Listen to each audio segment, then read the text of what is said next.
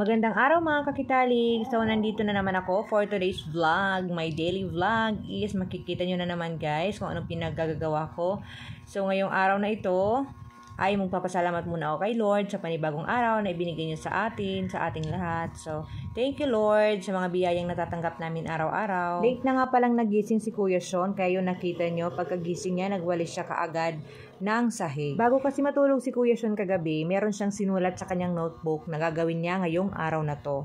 So, yung una kasi niyang sinulat is magwawalis daw siya pagkagising niya. Ayan na nga guys, tinupad niya yung sinulat niya kagabi. Hindi pa naman daw siya nagugutom, kaya nagwalis lang muna daw siya at tumulong siya sa akin sa pagliligpit. Katatapos ko lang din kasi paliguan si Baby Scott, kaya ayan, nagliligpit lang muna ako ng mga ginamit kong pampaligo sa kanya at tinutulungan din ako ni Kuya Sean. Pagkatapos nga namin magligpit ni Kuya Sean, humingi na siya ng kanin at nagugutom na raw siya. Kakain daw muna siya bago siya maligo. Hotdog at saka itlog nga pala ang ulam ni Sean guys. Siya kasi yung pinakahuling nagising, kaya siya na lang yung kumakain ngayon, tapos na yung ibang batang kumain. Bago nga pala matulog si Sean kagabi, kasi nauna siya matulog sa akin, pinakausapan niya ako na gisingin ko daw siya pag magising na kami ni Baby sa umaga. Pero hinahayaan ko lang talaga yan siya matulog, hindi ko yan siya ginigising. Tuwing kasi nagigising si Baby Scott pag gabi, gumigising din yan si Sean pag naririnig niya. Ayaw na ayaw niya talagang umiiyak yung kapatid niya. Kaya kahit kumakain yan, pag marinig niya si Baby na magising, pupuntahan talaga niyan, tatakbo pa yan siya. Ako lang pala at saka yung mga bata yung nandito ngayon sa bahay guys,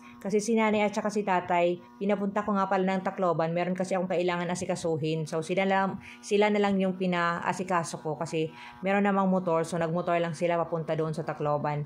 Nandito naman yung motor ni Papa Sandre, so yun yung ginamit nila para mas mabilis. Kasi kung ako yung pupunta ng Tacloban, kailangan kong dalhin si Baby Scott. Hindi kasi maganda yung panahon, kaya hindi kami umalis ni Baby, kaya si nanay at tatay na lang yung pumunta ng Tacloban. Mainit kasi ng sobra, tapos biglang uulan, baka kasi magkasakit si Baby, kawawa naman. Napatulog ko na nga pala si Baby at tapos na nga rin kumain si Kuya Sean. At ako ay nakapagligpit na sa kusina. Ayan, dali-dali kong hinugasan yung mga plato. Nag-volunteer naman si Sean na siya na lang daw maghuhugas ng plato. Pero natutulog naman si Baby, kaya ako na lang ang gumawa nito. Unti lang naman kasi kami lang naman yung kumain. Mabilis lang din kasi magising si Baby, kaya yan, pag gumagawa ko sa gawaing bahay, ang bilis-bilis ko rin ginagawa ito. Napapaisip nga ako sa sarili guys na para akong King Koy. Alam nyo ba yung King Koy guys? Pinapanood ko nga lang muna yung mga bata ng TV kasi natutulog si Baby para hindi sila maingay. Mamaya na sila maglalaro kapag gising na si Baby.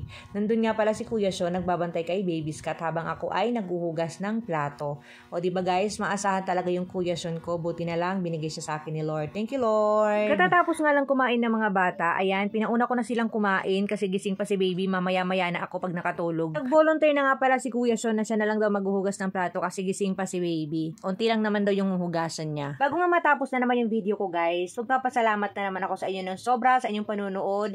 Dumadami na ng dumadami yung followers ko at saka madami na rin yung views ko. Thank you so much sa inyo lahat.